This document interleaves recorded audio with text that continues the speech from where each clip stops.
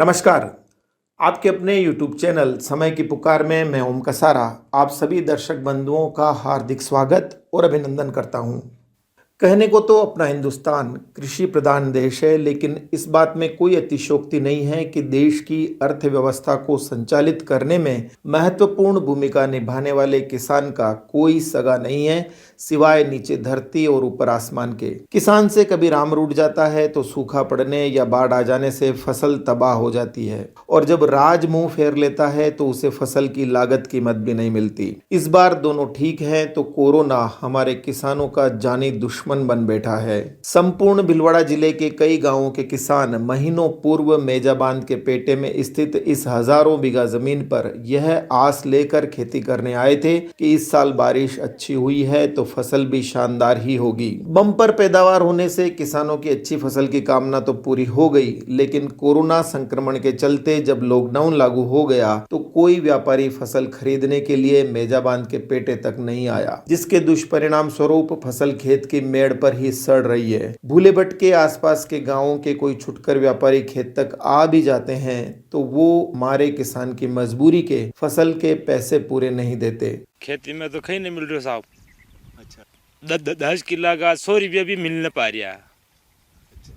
4 महीना हुई है अटे मेजा बांध भी ने आ कोई परिवार के बागो मतलब छोटा मोटा बच्चा बच्ची है, कहीं मिल ही नहीं रही हो। अटे वो किरागा खेड़ा का है, सामला गांव का है, हमेलिया का है, बागोर का है, बावड़ास है। मोटा मोटा कम तो ये देख लो 40-50 गांव अटे खेती करिए साहब। 10,000 बीघा जमीन में यह खेती है साहब।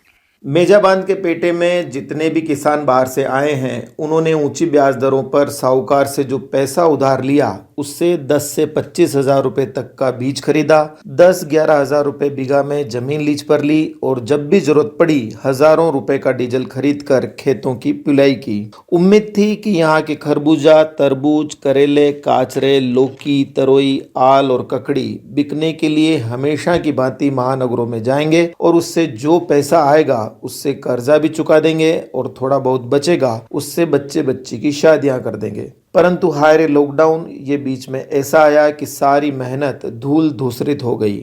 कई परेशानी आ रही साहब, कहीं खरबूजा तरबूजा भाव मिल जाए यहाँ की मार्केट में मिल रही है उनकी मतलब को महीने में नहीं हट रही है।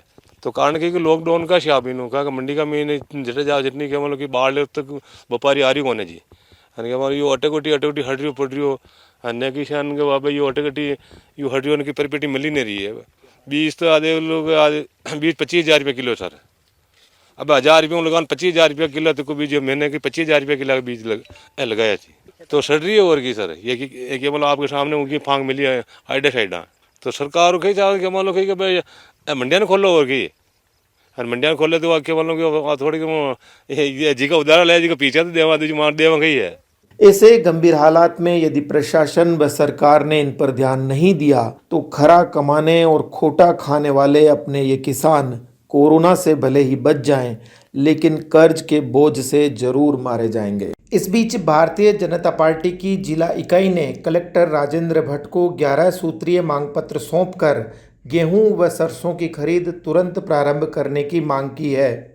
इस मौके पर विधायक विठल शंकर अवस्थी, गोपाल खंडेलवाल, गोपीचंद मीणा, पूर्व जिलाध्यक्ष दामोदर अग्रवाल एवं पूर्व मुख्य सचेतक कालूलाल गुजर भी मौजूद थे।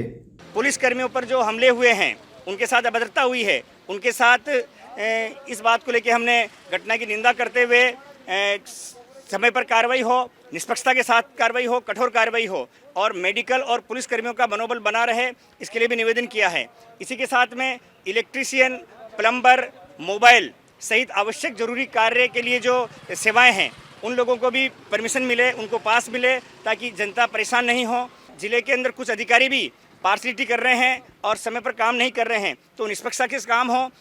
इधर तिलस्मा महादेव मंदिर ट्रस्ट की ओर से कोरोना महामारी की सहायतार्थ 11 लाख रुपए का चेक जिला कलेक्टर राजेंद्र भट्ट को सौंपा गया है।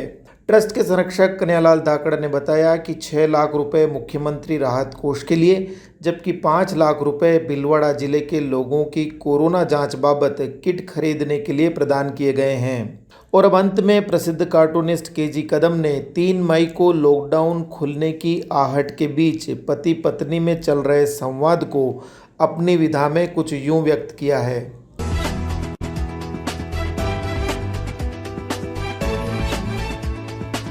तो बस आज के बुलेटिन में इतना ही। यदि ये आपको पसंद आया हो तो इसे शेयर अवश्य करें और आपके अपने YouTube चैनल समय की पुकार को सब्सक्राइब करना न भूलें।